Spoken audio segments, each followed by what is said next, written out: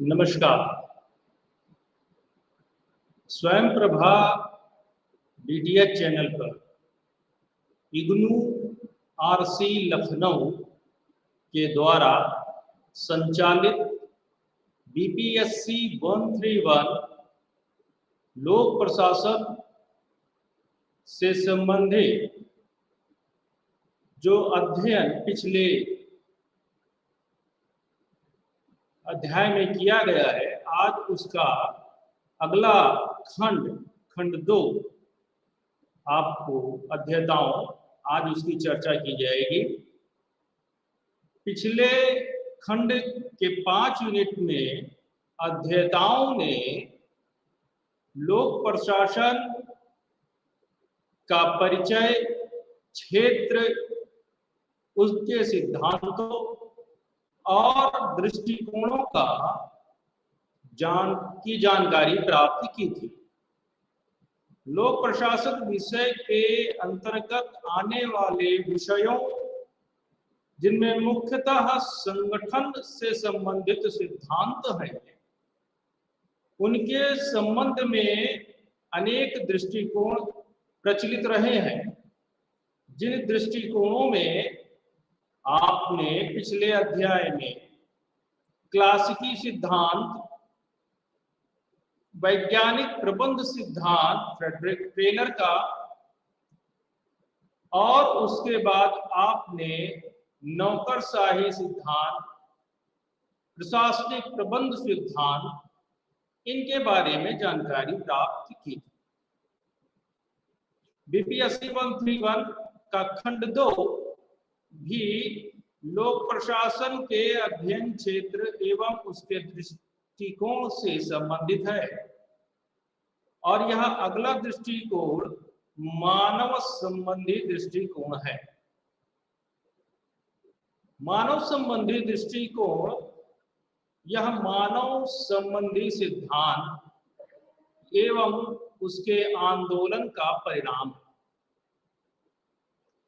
यह संबंध औद्योगिक उत्पादकता पर, सामाजिक संबंधों, उत्प्रेरणा तथा कर्मचारियों के संतुष्टि के प्रभावों को समझने तथा विश्लेषित करने का प्रयास करता है।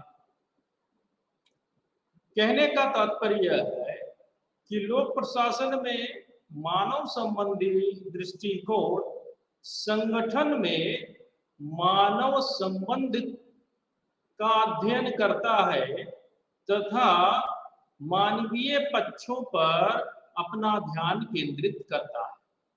इन मानवीय पक्षों में भावनाएं, एहसास, व्यक्तिगत उत्प्रेरणा तथा अनौपचारिक नियम होते हैं।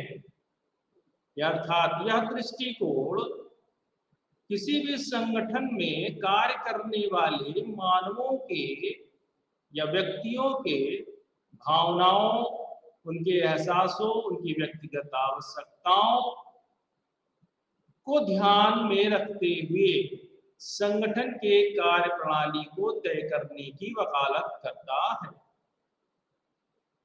इसके लिए वह केवल नियमों पर आधारित होना नहीं चाहता है। अतः हम यह कह सकते हैं कि यह क्लासिकी सिद्धांतों के विपरीत एक नया दृष्टिकोण। मानव संबंधी दृष्टिकोण में जो प्रमुखतम विचारक है वह एल्टन मेयो है। अध्येताओं, आपको यहाँ इस महत्वपूर्ण बिंदु को बहुत ध्यान से समझना होगा, जो कि प्रतियोगी परीक्षाओं में पूछा जाता है, प्रमुखतया पूछा जाता है।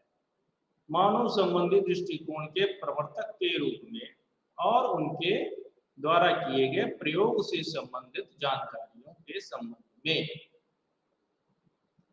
एल्टन मेयो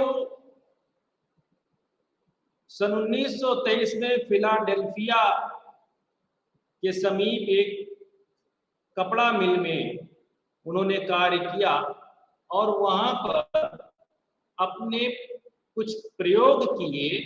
इन प्रयोगों में उन्होंने मानव संबंधी कुछ दृष्टिकोण पर अध्ययन करते हुए कुछ निष्कर्ष पर आए, उन्हीं के बारे में आगे चर्चा की जाएगी। यह फैक्ट्री की एक समस्या थी कि यहाँ काम करने वाले अधिकतर श्रमिक कार्य को छोड़कर चले जाते थे। ऐसा उन स्थितियों में भी होता था जब उन्हें पारिश्रमिक भी दिया जाता था, पारिश्रमिक से अधिक वेतन देने का प्रोत्साहन भी दिया जाता था। फिर भी अनेक वित्तीय प्रोत्साहनों के को नजरअंदाज करते हुए या करते न लेते हुए काम छोड़ने की एक प्रवृत्ति रही। जब एल्टन मेयो ने इस पर अपना ध्यान केंद्रित किया तो उन्हें पाया कि इस कार्य दशा में जो श्रमिक हैं उन्हें शारीरिक थकावट और कार्य की दशाएं की विसंगतियों ने उन्हें कार्य छोड़ने पर मजबूर कर दिया। अतः मेयो अपने इस निष्कर्ष पर पहुंचे कि यदि हम कार्य में व्यक्तियों के कार्य क्षमता को भी ध्यान केंद्रित करना चाहिए, यदि नहीं करते हैं तो ऐसी परिस्थितियां उत्पन्न होंगी। अतः उन्होंने 2 बार 10 मिनट के केवल सुबह और एक बार शाम को विश्राम का समय रखा।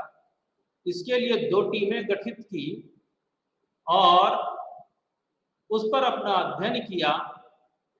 जब देखा उन्होंने कि हमारी जो विश्राम स्कीम है, रेस्ट स्कीम, इस स्कीम में के तहत काम करने वाले लोगों को बड़ा प्रोत्साहन प्राप्त, समर्थन प्राप्त और काम को छोड़कर जाने की दर में कमी, उत्पादन में वृद्धि हुई, मनोबल में सुधार हुआ। इसके पश्चात मेयो ने इस प्रकार के कुछ और भी मानव से संबंधित कदम उठाए, जिसमें उन्होंने यह कहा कि कर्मचारियों को अधिक बोनस, काम के अनुपात में बोनस देकर प्रोत्साहित किया जाए। कार्यों के संबंध में जो नीरसता है उसे खत्म किया जाए और कुछ ऐसे कार्य किए जाएं जो उन्हें पुनरावृत्ति से बचाते। इस प्रकार मानव संबंध के विकास में एक महत्वपूर्ण मोड़ तब और आता है जब वेस्टर्न इलेक्ट्रिक कंपनी के हाथोर्न प्लांट पर संपन्न किया गया एक प्रयोग हुआ। हाथोर्न प्लांट में लगभग 29,000 कर्मचारी थे जो टेलीफोन बनाते थे। इन अध्ययन के लिए आर्थिक धन की आपूर्ति नेशनल अकादमी ऑफ साइंस के द्वारा जनरल इलेक्ट्रिक कंपनी वर्क्स, जो कि संयुक्त राज्य अमेरिका की बिजली के बल्बों की सबसे बड़ी उत्पादक कंपनी थी, की तरफ से की गई थी। इसका कार्यस्थल पर प्रकाश तथा व्यक्तिगत कुशलता के बीच संबंध स्थापित करना प्रमुख उद्देश्य। तो एल्टन मेयो का प्रारंभिक अनुप्रयोग और उसके बाद वेस्टर्न इलेक्ट्रिक कंपनी में हाथोर्न प्रयोग का किया जाना मानव संबंधी दृष्टिकोण का एक प्रमुखतम उदाहरण है। मेयो के प्रयोगों ने स्थापित किया कि प्रबंध को तकनीकी एवं मानवीय संगठन के बीच संतुलन स्थापित करने का प्रयास करना चाहिए। प्रबंध मीन्स मैनेजर्स या मैनेजेरियल बोर्ड, अर्थात एक तरीके से आप कह सकते हैं कि किसी भी कंपनी के मालिक या बोर्ड ऑफ मैनेजमेंट। यानी प्रबंध को सदैव इस बात का ध्यान रखना चाहिए कि वह अपने कर्मचारी और तकनीक, टेक्नोलॉजी, इन दोनों के बीच एक संतुलन बनाए और ऐसी स्थितियां उत्पन्न करे जिससे कर्मचारियों के अंदर कार्य करने की प्रेरणा प्राप्त होती रहे।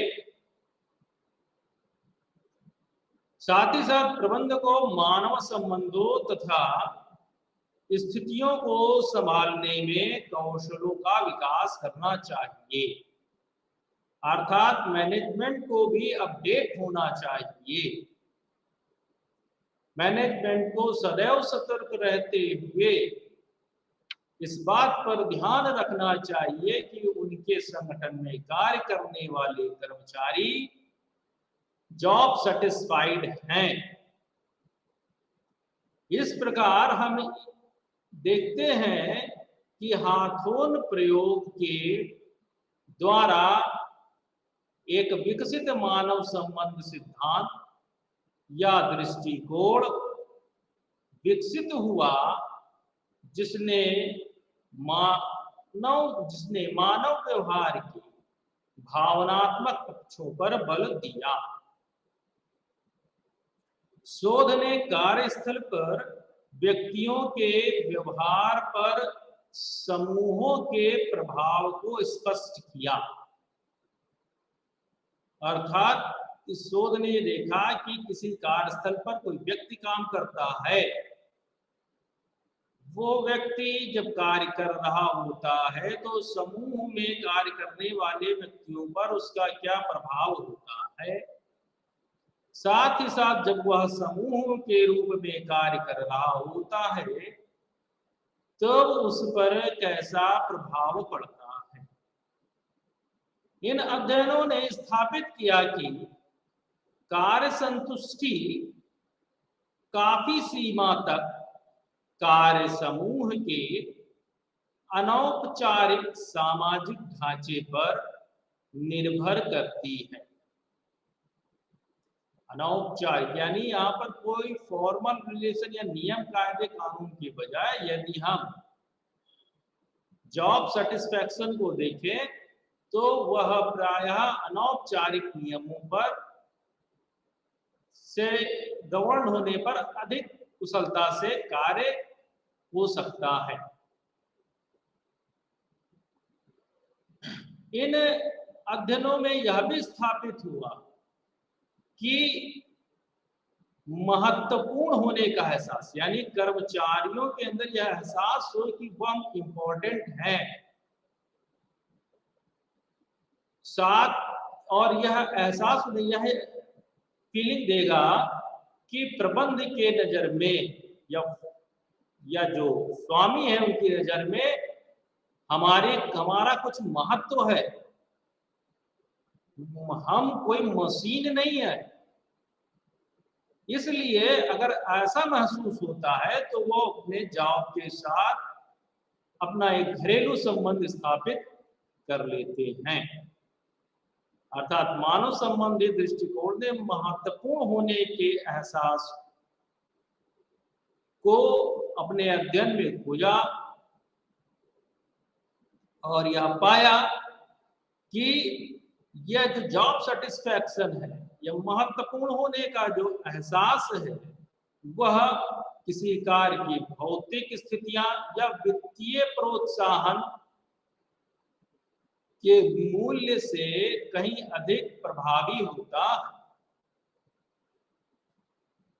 हाथोन प्रयोगों की सबसे अधिक महत्वपूर्ण खोज कर्मचारियों के बीच सहयोग करने तथा अपने सहकर्मियों के साथ बातचीत करने की गहरी आवश्यकता के रूप में रहा है। एल्टन मेयो द्वारा अपने प्रयोगों से कुछ मूलभूत नियम स्थापित किए गए। पहला, व्यक्तिगत कर्मचारियों को पृथकता में नहीं देखा जा सकता है, उन्हें समूह के सदस्यों के रूप में देखना और समझना चाहिए। दूसरा है, उत्पादकता काफी हद तक सामाजिक तथा मनोवैज्ञानिक कारकों से कार्य की भौतिक स्थितियों की अपेक्षा प्रभावित होती है। संगठन की आंतरिक परिस्थितियों, प्रत्येक कर्मचारी की कार्य आदतों तथा दृष्टिकोण के ऊपर गहरा सामाजिक नियंत्रण रखती है। प्रबंधकों को सामाजिक आवश्यकताओं की जानकारी होनी चाहिए तथा उनका समाधान होना चाहिए।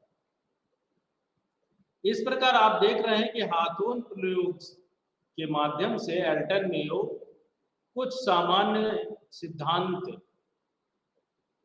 पर पहुंचते हैं, कुछ नियमों की खोज करते हैं और उन नियमों में उन्होंने व्यक्तिगत कर्मचारियों को समूह के सदस्यों के रूप में देखने तथा सामाजिक तथा मनोवैज्ञानिक कारकों पर अधिक ध्यान केंद्रित करने तथा कर्मचारियों की कार्य आदतों तथा दृष्टिकोण के ऊपर सामाजिक नियंत्रण रखने और प्रबंधकों को भी इस बात की चेतावनी दी है या सलाह दी है कि उन्हें सामाजिक आवश्यकताओं की जानकारी होनी चाहिए। हाथों प्रयोग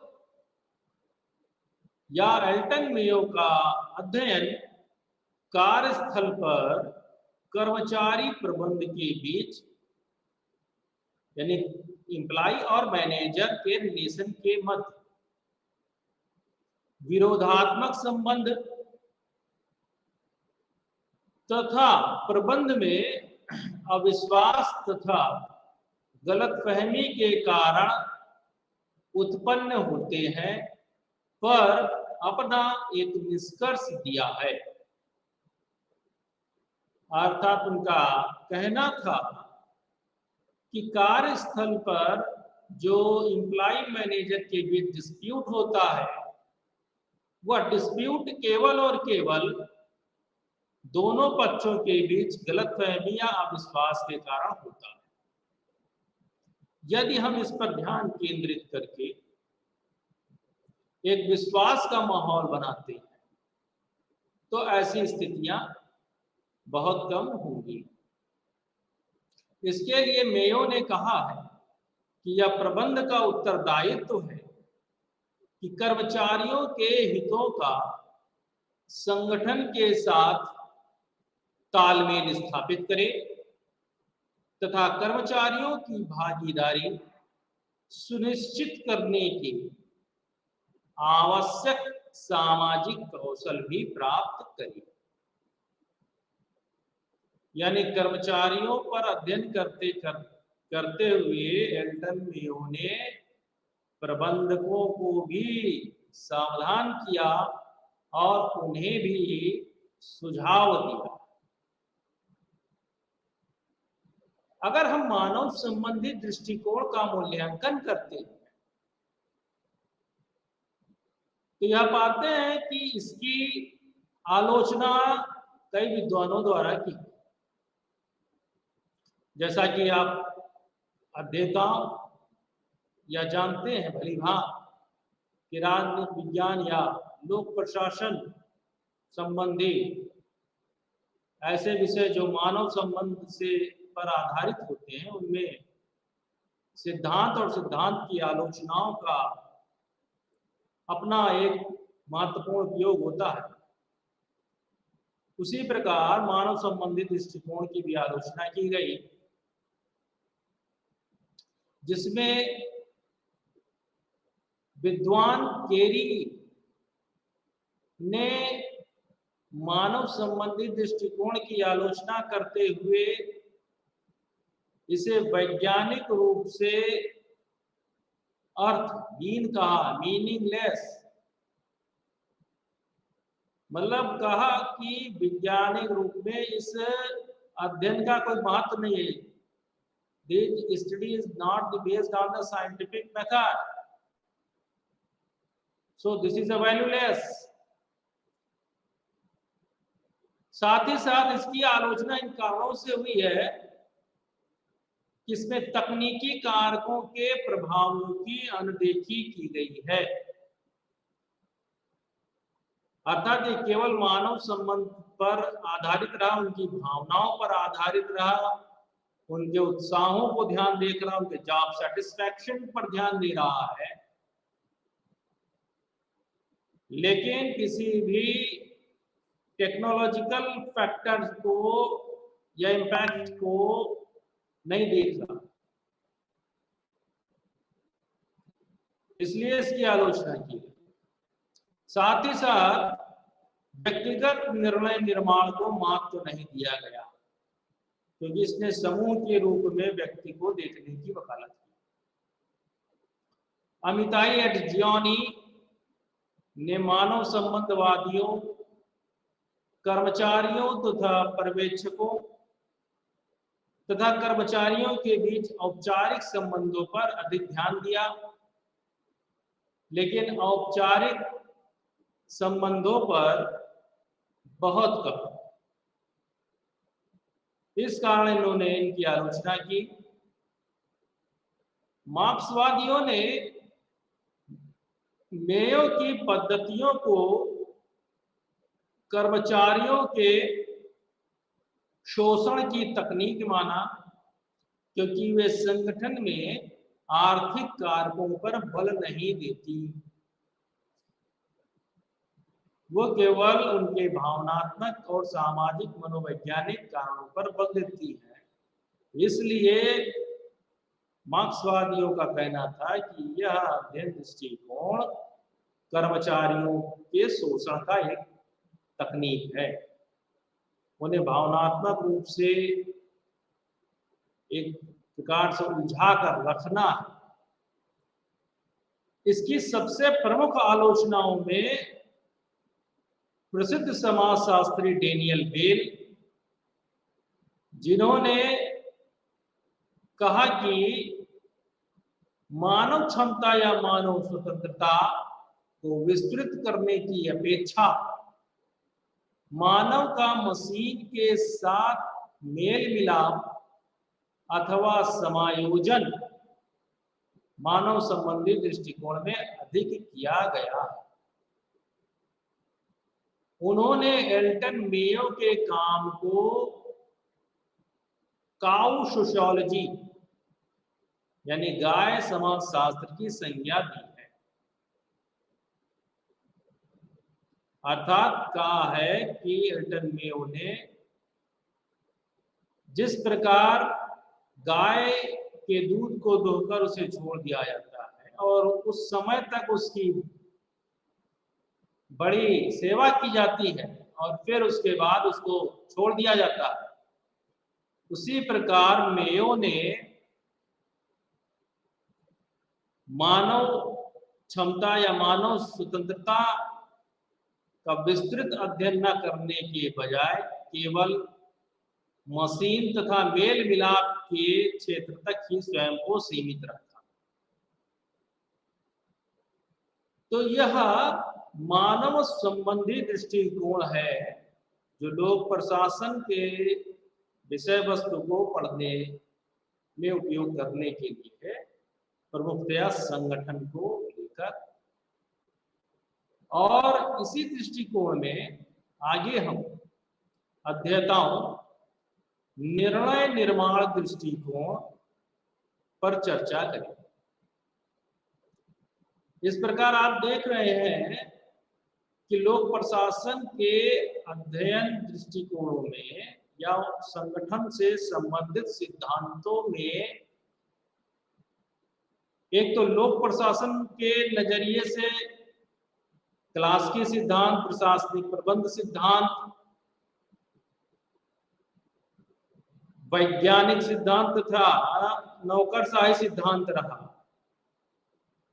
और वही लोक प्रशासन तथा निजी प्रशासन दोनों को सम्मिलित किया जाए तो उन सिद्धांतों के अतिरिक्त अभी अभी पढ़ा हुआ सामाजिक मनोवैज्ञानिक सिद्धांत या दृष्टिकोण, और उसके बाद अब निर्णय निर्माण दृष्टिकोण, इनका अध्ययन किया। कहने का तात्पर्य यह है कि लोक प्रशासन या किसी भी प्रशासन के विषय वस्तु के अध्ययन की प्रक्रियाओं के अध्ययन से संबंधित कई दृष्टिकोण प्रचलित हैं।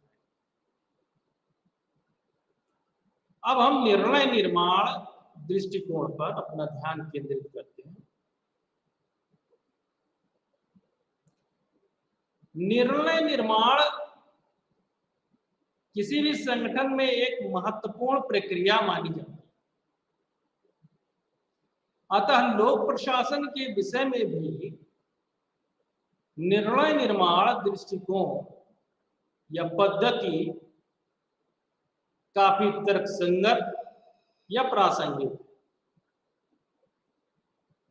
निर्णय निर्माण विभिन्न विकल्पों की छानबीन या जांच पड़ताल के बाद सर्वोत्कृष्ट समाधान पर पहुंचने की प्रक्रिया के बारे में, अर्थात जब आप कोई निर्णय बनाते हैं तो निर्णय करने से पहले आप बहुत से अल्टरनेटिव या विकल्प देखते हैं, खोजते हैं, फिर उन विकल्पों में से एक सबसे सर्वोत्तम विकल्प को चयनित किया जाता है और फिर उसके बाद उसकी अधिक जांच पड़ताल की जाती है और तत्पश्चात एक सर्वोत्कृष्ट समाधान पर आया जाता है। यानी कि निर्णय निर्माण एक प्रक्रिया है। इस प्रक्रिया में हम इन चरणों से गुजरकर निर्णय तक पहुंचते हैं।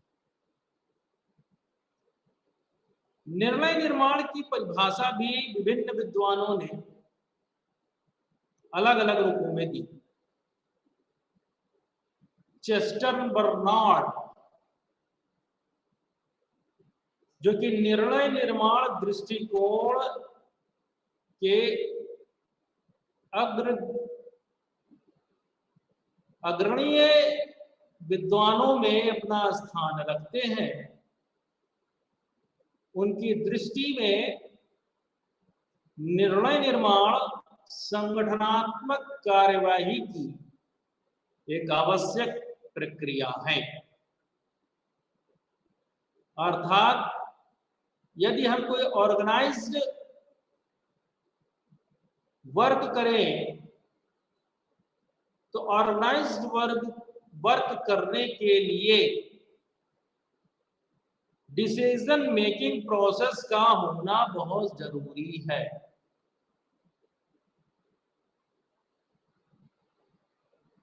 इसी निर्णय निर्माण के दृष्टिकोण में एक और प्रमुख विद्वान हुए हैं जिन्हें हम हर्बर्ट साइमन के नाम से जानते हैं। हर्बर्ट साइमन निर्णय निर्माण दृष्टिकोण को परंपरावादी सिद्धांत या दृष्टिकोण का विकल्प समझते हैं। यानी इन्होंने क्लासिकी दृष्टिकोण के अल्टरनेटिव के रूप में डिसीजन मेकिंग प्रोसेस को एस्टैब्लिश किया।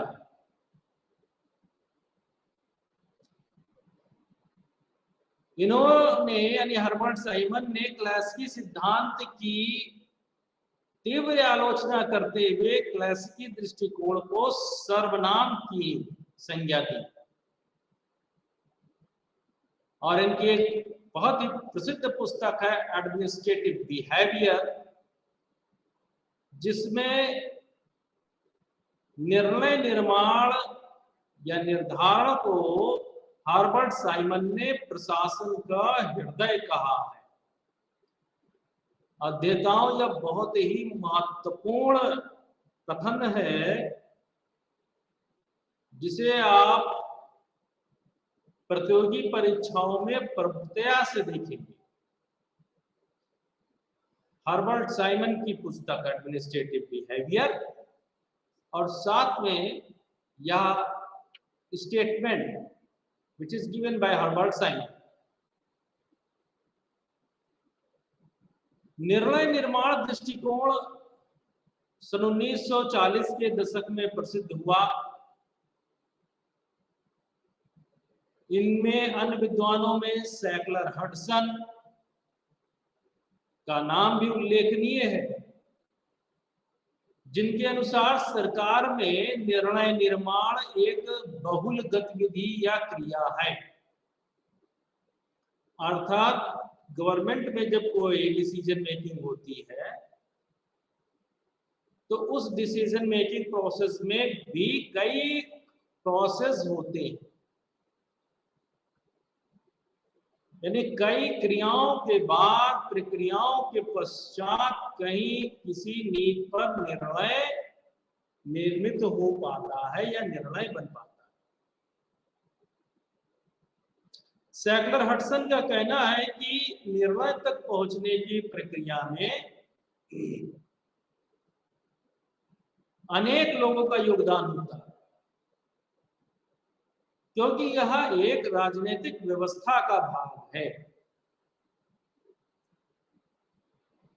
अतः किसी निर्णय पर पहुंचने के लिए हडसन का कहना है कि हमें कुछ कारकों पर ध्यान रखना चाहिए, यानी कुछ फैक्टर्स पर ध्यान रखना चाहिए। और वो फैक्टर्स क्या हैं? दीज आर कानूनी सीमाएं, बजट, आचार विचार या रीति रिवाज, तथ्य, इतिहास, आंतरिक मनोबल, कल्पित भविष्य, उच्चस्थ अधिकारी, दबाव समूह, स्टाफ, कार्यक्रम का स्वरूप तथा अधीनस्थ। यानी हडसन ने यह बताया कि किसी निर्णय निर्माण पर जब हम पहुंचेंगे तो वह एक बहुल प्रक्रिया है, साथ ही इसमें कई लोगों का रोल होता है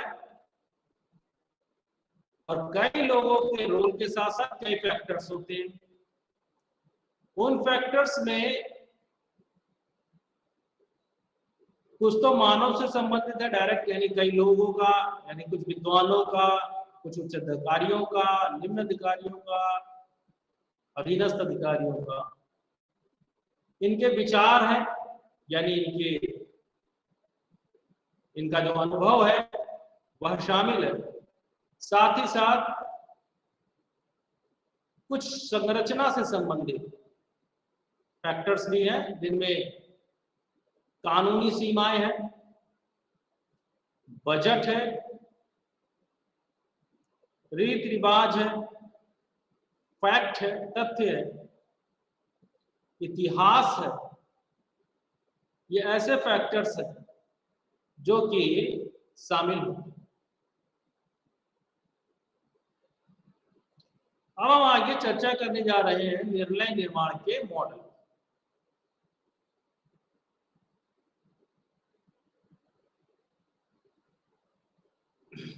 कहने का मतलब है कि निर्णय निर्माण कैसे होगा, इसका एक प्रोफॉर्मा है या एक मॉडल विकसित किया। और यह जो मॉडल है यह संगठन में निर्णय लेने से संलग्न व्यक्ति पर संगठन की तार्किकता के महत्व को स्पष्ट करती है। यानी किसी संगठन में जो निर्णय लेने वाले लोग हैं वह किस प्रकार से अपना निर्णय निर्माण करें उसका एक मॉडल देते हैं, जिसमें साइमन का सीमित तार्किकता मॉडल है।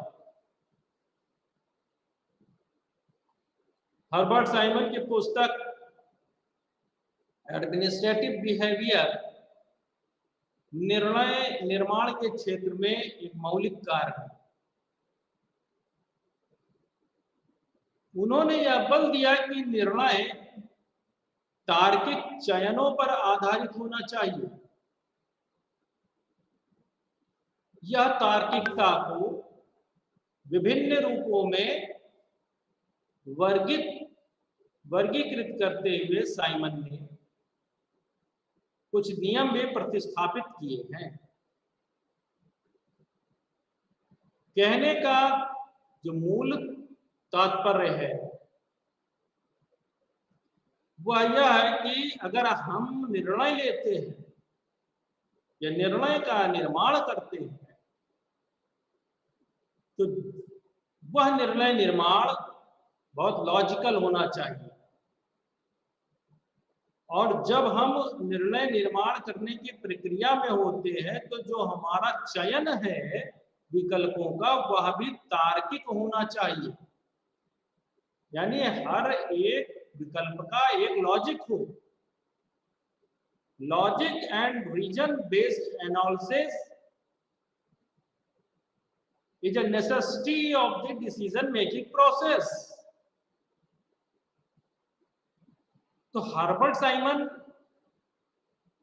इन तार्किकता को यानी उस लॉजिक को पेश कर रहे हैं कि कौन कौन सी लॉजिक होनी चाहिए। पहला तो वो कहते हैं कि किसी भी निर्णय में या निर्णय निर्माण में जो निर्माण करता है उसे निष्पक्ष होना चाहिए। जब तक वह निष्पक्ष नहीं होगा तब तक वह कोई निर्णय निर्माण लॉजिकल बेस पर नहीं कर पाएगा।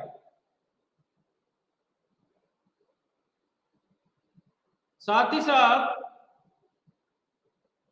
व्यक्तिपरक तार्किकता होनी चाहिए, यानी सब्जेक्टिव रीजनिंग या लॉजिक। अर्थात कहने का है कि यदि निर्णय है तो निर्णय में विषय के ज्ञान की तुलना में जो उपलब्धि है, यानी व्यक्ति, जैसे अगर संगठन है तो संगठन में किसी व्यक्ति द्वारा अच्छी उपलब्धि हो रही है, किन कार्यों के कारण हो रही है, किन प्रक्रियाओं के कारण हो रही है, किन व्यक्तियों के कारण हो रही है, उनके क्या गुण है, उस पर हमें ज्यादा ध्यान देना चाहिए बनिस्बत की एक थियोरेटिकल नॉलेज के। यानी व्यवहारिकता होनी चाहिए और वो व्यवहारिकता सब्जेक्ट के बेस पर होनी चाहिए, सब्जेक्टिव की व्यक्ति के बेस पर होनी चाहिए, ना कि ओनली नॉलेज बेस। साथ ही साथ सचेत तार्किक, यानी कॉन्शियसली आप रैशनल हो। मीन्स एक ऐसा साधन तथा साध्य के बीच एक ऐसा बैलेंस हो गया, यानी मीन्स और एंड्स के बीच में एक ऐसा बैलेंस हो जो कॉन्शियसली रैशनल बेस पर हो।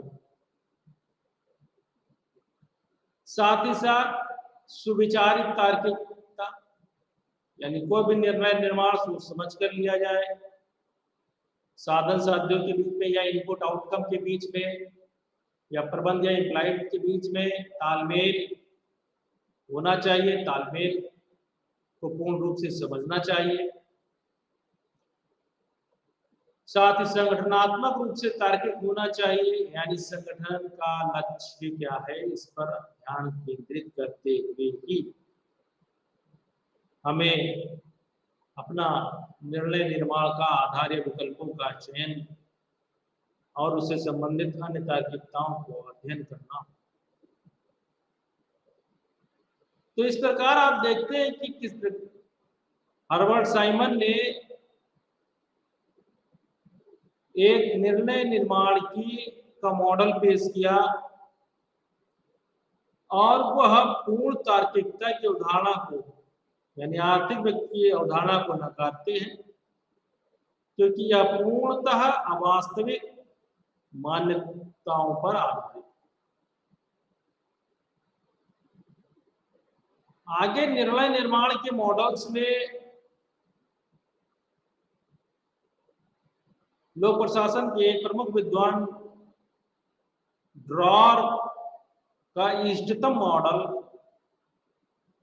वह भी बहुत ही प्रचलित है, जिन्हें उन्होंने अपनी पुस्तक पब्लिक पॉलिसी मेकिंग रिविजिटेड में लिखा है या उसका अध्ययन किया है, और इसमें उन्होंने नीति निर्माण के अधिकतम या इष्टतम मॉडल की वकालत की।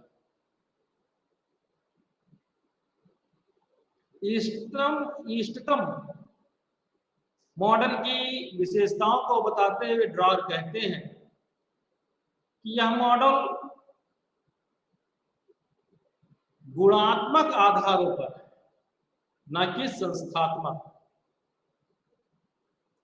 इस मॉडल में तार्किक व अतिरिक्त तर्कसंगत दोनों तत्व,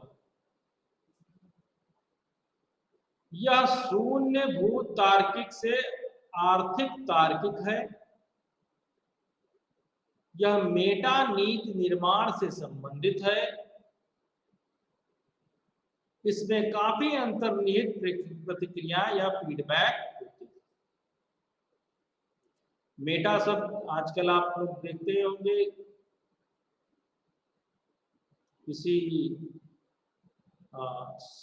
सोशल मीडिया के किसी प्लेटफॉर्म पर ये शब्द बहुत प्रचलित हो गया है। इष्टतम मॉडल को ड्रॉर ने 3 चरणों में विभाजित किया है, जिन्हें उन्होंने मेटा नीति, निर्माण नीति तथा उत्तर नीति निर्माण कहा है। और इन तीनों निर्माण में, यानी इन तीनों चरणों में भी कई चरण होते हैं। अर्थात कहने का मतलब है कि ड्रॉर ने एक मॉडल विकसित किया निर्णय निर्माण के लिए। इस निर्णय निर्माण मॉडल का उद्देश्य था ऑप्टिमम, इष्टतम, इंक्रीमेंटल को पाना और अपने मॉडल की विशेषताएं भी उन्होंने बताई, उनको चरणों में विभाजित किया। उन चरणों में भी कई उपविभाजन हैं। अध्येताओं, जो ड्रॉर का नीति निर्माण का मॉडल है, अगर उसका उदाहरण आपको देखना है तो नई शिक्षा नीति, जो न्यू एजुकेशन पॉलिसी बनी है, जिसका निर्माण हो रहा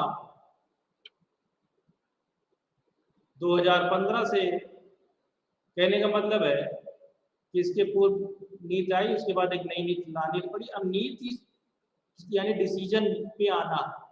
इस डिसीजन मेकिंग प्रोसेस में कितने प्रोसेस होंगे, उन पर आप उनको समझने के लिए आप ड्रॉर मॉडल को प्रयोग में ला सकते हैं। जैसे जब न्यू एजुकेशन पॉलिसी का फॉर्मेशन होना हुआ तो पूर्व में मेटा नीति निर्माण स्तर पर अनेक प्रक्रियाएं सम्मिलित की गई।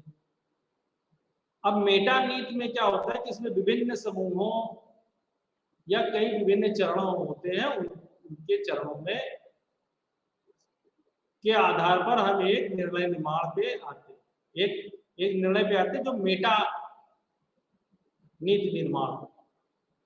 अगर हम मेटा नीति निर्माण न्यू एजुकेशन पॉलिसी में मेटा नीति निर्माण को पूछते हैं तो पाते हैं कि इस नीति के निर्माण की प्रारंभिक प्रक्रिया में विभिन्न समूहों, शिक्षाविदों, गैर सरकारी संगठनों, एक्टिविस्ट तथा सामान्य जनों आदि से विभिन्न सलाहें, परामर्श, सुझाव लिए गए, जिसने नई शिक्षा नीति के लिए क्या आवश्यक है उस पर अपने विचार दिए और सुझाव दिए। अब नीति निर्माण के दूसरे चरण में शिक्षा नीति की प्रमुख समिति ने, यानी कि सामान्य लोगों से बढ़कर अब हम कुछ स्पेशल यानी स्पेसिफिक पर्संस यानी कि ट्रेन लोगों के पास आ गए।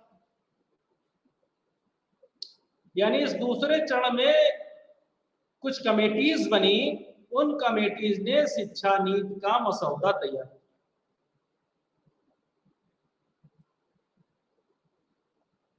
किया। अर्थात अगर देखा जाए जैसे कि शिक्षा नीति जो है वो अपने अंतिम चरण में मसौदा तैयार होकर अब लागू भी हो गया फिलहाल। अब ये तो मसौदा सार्वजनिक कर दिया गया।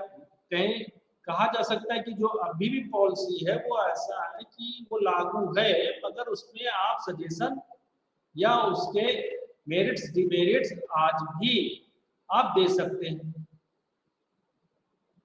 तो ये प्रतिक्रियाएं होंगी जो ड्रॉर के मॉडल में दिए गए 3 चरण के सेकंड चरण के से संबंधित हैं। जब यह निर्णय भी हो जाता है उसके बाद उत्तर नीति निर्माण होता है। वास्तव में जो अभी एजुकेशन पॉलिसी है वह उत्तर नीति निर्माण में चल रही है, यानी नीति निर्माण होकर लागू हो गया। अब उसके बाद के जो फैक्टर्स हैं उस पर अध्ययन किया जाए। तो आप देखते हैं कि किस प्रकार लोक प्रशासन के अंतर्गत एक प्रशासनिक अधिकारियों के द्वारा या सरकार के द्वारा एजुकेशन से संबंधित एक न्यू एजुकेशन पॉलिसी लाई गई और उस एजुकेशन पॉलिसी को बनाने के लिए एक मॉडल है ड्रॉर मॉडल, चाहे उसका प्रयोग किया गया हो न किया गया, लेकिन उन्हीं स्टेप्स को फॉलो किया गया। तो इस प्रकार ये कहना है कि किसी भी संगठन में किसी डिसीजन मेकिंग के लिए ये मॉडल्स होते हैं और किसी भी संगठन में के उद्देश्य को पाने के लिए आपको क्या प्रक्रियाएं फॉलो करनी है, कैसे आप बेहतर अपना रिस्पांस देंगे, उसके लिए कई दृष्टिकोण हैं, कई अध्ययन दृष्टिकोण हैं जिन्होंने अपने अपने सुझाव दिए हैं, अपने अपने दृष्टिकोण दिए हैं।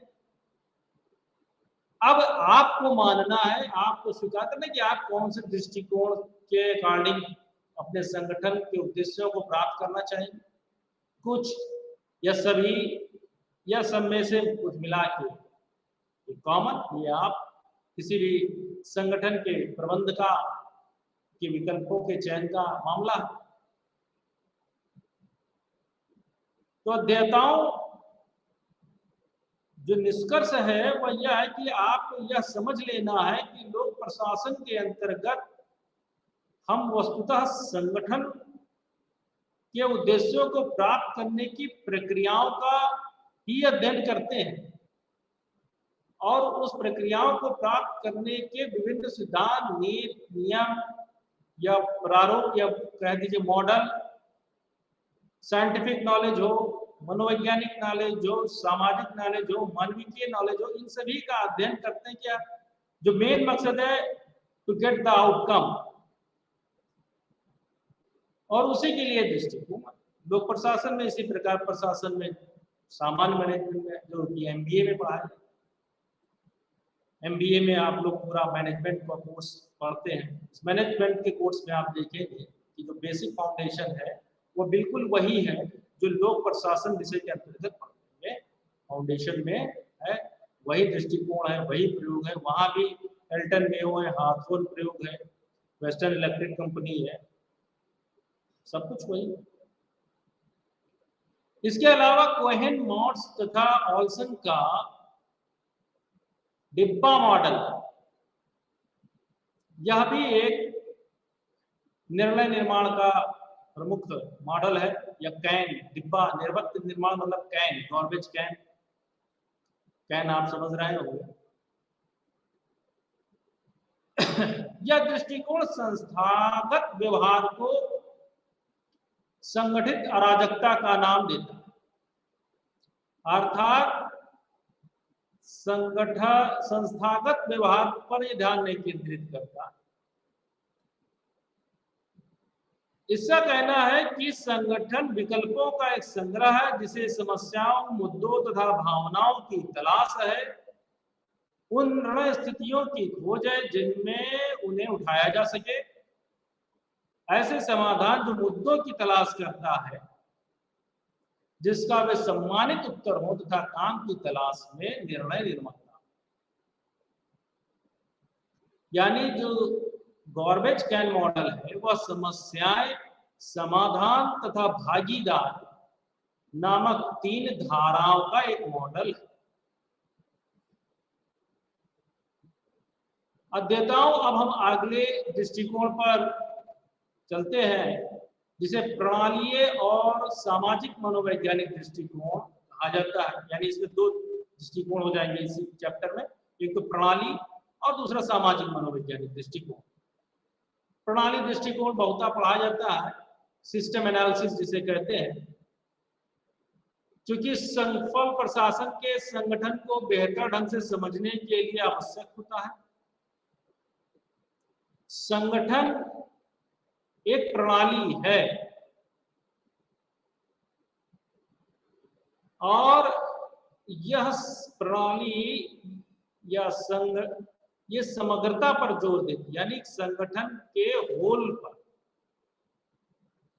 तो प्रणाली दृष्टिकोण के जो विद्वान हैं उन्होंने संगठन को ऐसा होल बॉडी पढ़ने के अध्ययन पर ध्यान केंद्रित किया है, न कि विभिन्न पार्ट्स में।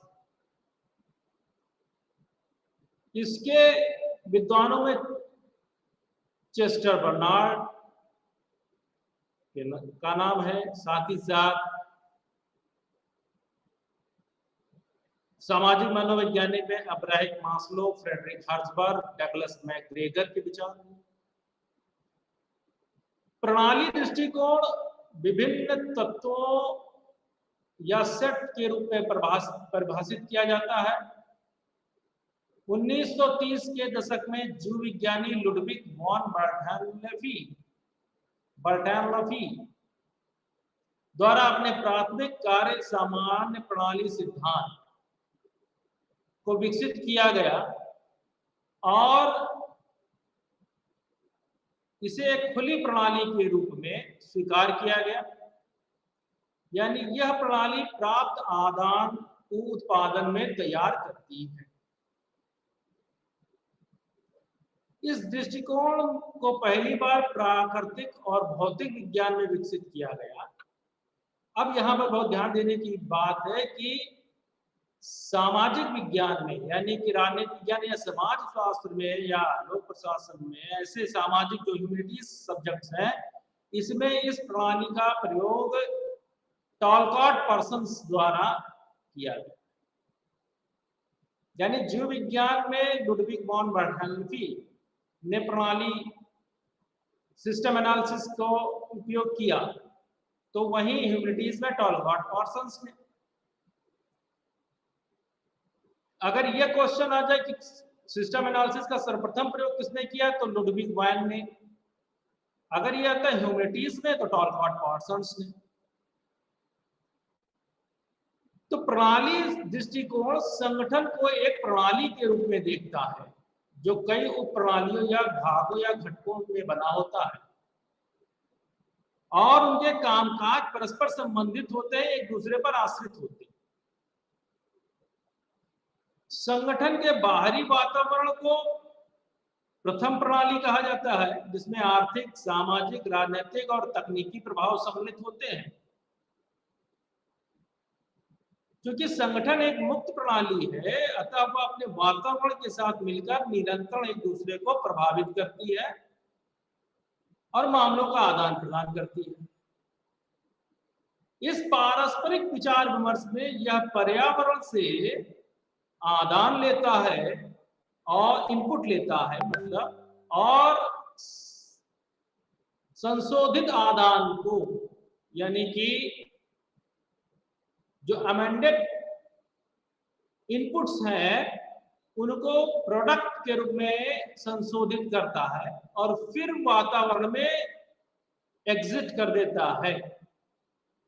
तो यहां पर इनपुट एंड आउटपुट का मामला चलता है, यानी इनपुट में वातावरण से लेगा, उसे संशोधित करेगा, उसे परिष्कृत करेगा और आउटपुट के रूप में डिसीजन को भेज देगा। यानी प्रणाली एक साइक्लिक प्रोसेस है जो निरंतर चलती रहती है और इस प्रकार एक प्रणाली में 3 प्रकार के इनपुट्स होते हैं, जिसमें पहला जो इनपुट है वह कच्चे माल, ऊर्जा और सूचना है और उसके साथ इसका आदान पुर्जों और मशीनों के माध्यम से होता है तथा उत्पादन में परिवर्तित हो जाता है। इसके संबंध में बर्नार्ड ने विचार दिए अपनी पुस्तक the functions of the executive में।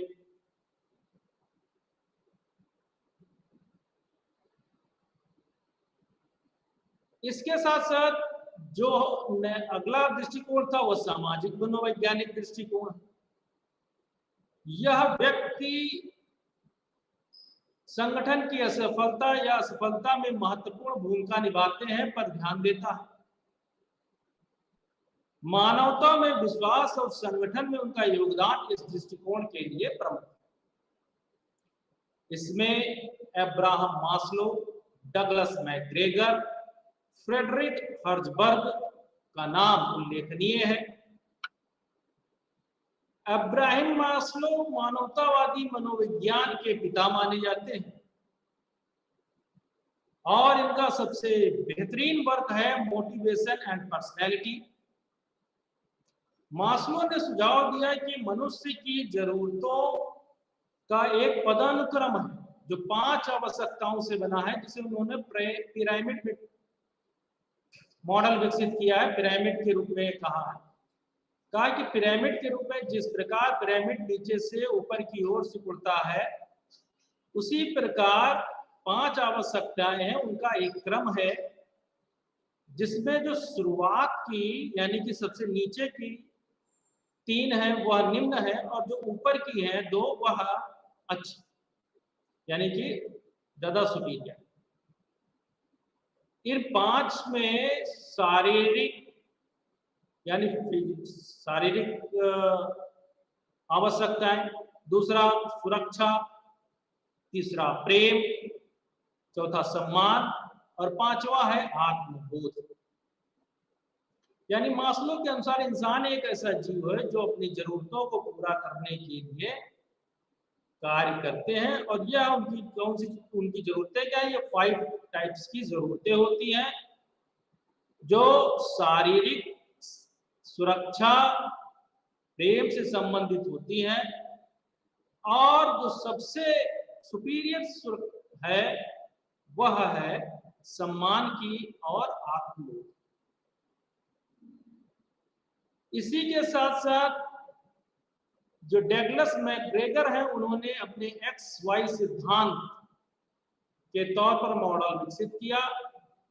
उन्होंने X की धारणा प्रस्तुत की और Y की धारणा प्रस्तुत की। कुछ X के नियम थे, कुछ Y के नियम थे।